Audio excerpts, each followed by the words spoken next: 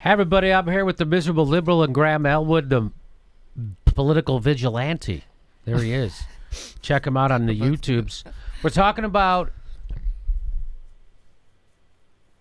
what I've been talking about for a long time. And now people are starting to come around to the Jagoff nightclub comedian's point of view about Russia. Hey, maybe we could do two things at once. Maybe we can investigate a guy and we could stop pretending he's treasonous.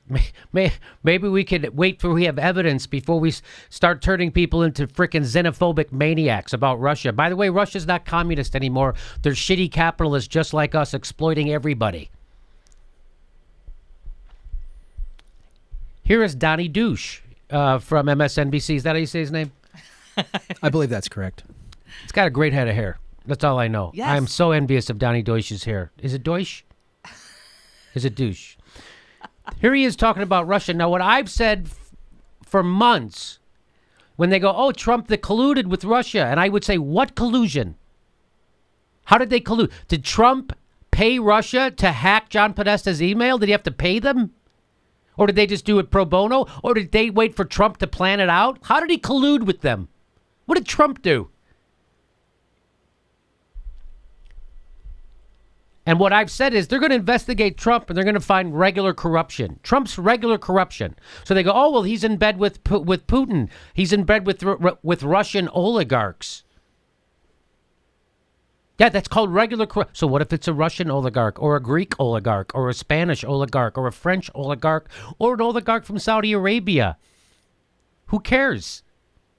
That's regular corruption, just like the Clintons did. Bill Clinton got $500,000 for a speech to a Kremlin bank. And his wife signed off on the plutonium deal. That's real quid pro quo corruption. So they're going to find out that Trump, what I've been saying is, yeah, they're going to find out he's been money laundering for some Russian mobster guys. Regular corruption. He's not. Here's Donnie Deutsch to tell you. You know, I think of all of us here, you probably know Trump the best personally. And at a personal level, what is it about him that cannot do what I just said, cannot say with confidence, my victory is legitimate and I'm going to be tough on Russia? Why do you need someone to say that? Russia's... Do you remember with Barack Obama? We made fun of Mitt Romney for saying that. We made fun of him, Mitt Romney, for saying that. They said, maybe your foreign policy's stuck in the 80s. The Bushes, George and his father, George Sr., they would go on fishing trips with Putin. Do you remember that?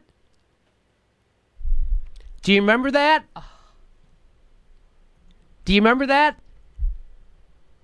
So all of a sudden, we got afraid of Russia again, even though they're not communists. Why? Because the Democratic Party had to invent it to cover up for their fucking horribleness. Is Trump corrupt? Yeah. Is every politician corrupt? Yes. Is Barack Obama corrupt? Super corrupt. Is Hillary Clinton and Bill Clinton super corrupt? Super. Regular corruption, baby. What is it about him that cannot do what I just said, cannot say with confidence, my victory is legitimate and I'm going to be tough on Russia? Why can't he do both those things? Well, two reasons. Number one, we know that, I think of an inflatable doll, that if you put a pin in it, it will shrivel like this. His self-esteem is so in play every day, is so fragile, that any blemish, any wart brings into question his totality. And the other thing, instead of us sitting here and going, no, he's not asking about it, no, he's either asking about it, he just knows where it's going to go. And he knows that the more you connect the word Russia and Donald Trump, forget whether it was actually meddling in the election. Anytime, because I've said this many times, I'm going to talk about later in the show, that this is all going to come down to his financial dependency on some very questionable Russian characters in his real estate business. Follow the money, that's what it's all about. So he's not as concerned with, an election, but the more you suggest that, the more you peel back the onion, and what the real problem is going to surface, he knows. He walks around with that every day. Did you hear what he's saying to a table full of fucking jagoffs, and they're all agreeing with him? That he knows that if we keep investigating him for treason, we're going to find out that he's got some bad money deals with some Russian oligarchs. So it's not treason and nobody should be shitting their pants. It's just regular corruption. And he's not a traitor? Is that what you're saying? Because that's what you've been saying for fucking 8 months. That's what all those assholes at that table have been saying. That he's a traitor. That Trump is a traitor. He's committed treason. He's colluded with the Russians to throw our election. And that's why he won't bomb Putin. And now he says it's all going to come down to this. We're going to find out he's taken some shady money from some shady characters. Are you fucking kidding me? Now you've moved the goalposts this far? Now this is what the problem is? Here it goes. And they'll never give guys like me credit. They'll never give guys like, never. But that's it. You know what we're going to find? Regular fucking stupid corruption. Every real estate guy's corrupt. Every goddamn real estate deal is corrupt. Every banking deal is corrupt. That's why they keep changing the laws. They funnel $1 trillion worth of drug money a year in our fucking banking system and nothing happened. They're all goddamn corrupt.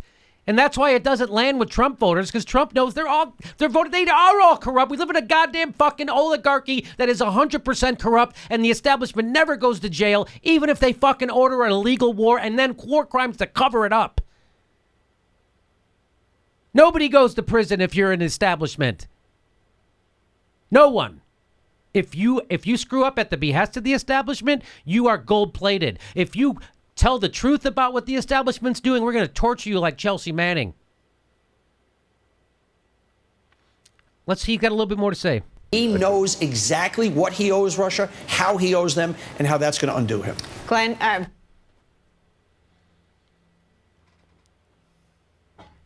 Here's David Brooks from the New York Times. David Brooks, fastball down the middle, conservative guy. He's wrong about everything, but he's the PBS NewsHour for years. He was on from the right, David Brooks, and Mark Shields from the left. It was actually a guy from the corporate center and then a guy from the right. There's nobody from the left on PBS. No one. So here he is. You've heard all the interviews. David Brooks, do you have any better sense of where the president is this morning on this investigation? You know, I'm actually getting more uncomfortable with this whole deal, thinking that maybe we're getting a little ahead of ourselves. And I'm bothered by the lack of emerging evidence about the underlying crime, that there was actually collusion or coordination between the Trump White House. That's on Meet the Effin' Fucking Press. That's a fucking jagoff editorial writer for the New York goddamn Times. His paper has been printing inflammatory, xenophobic bullshit about Trump for over a year. And now this guy's like, you know what? I'm actually being, I'm such a good newsman that a year later I'm getting troubled by the lack of evidence. Meanwhile, the entire establishment press is trying to undermine the presidency with no evidence. And you know what? A year later, that's starting to bother me.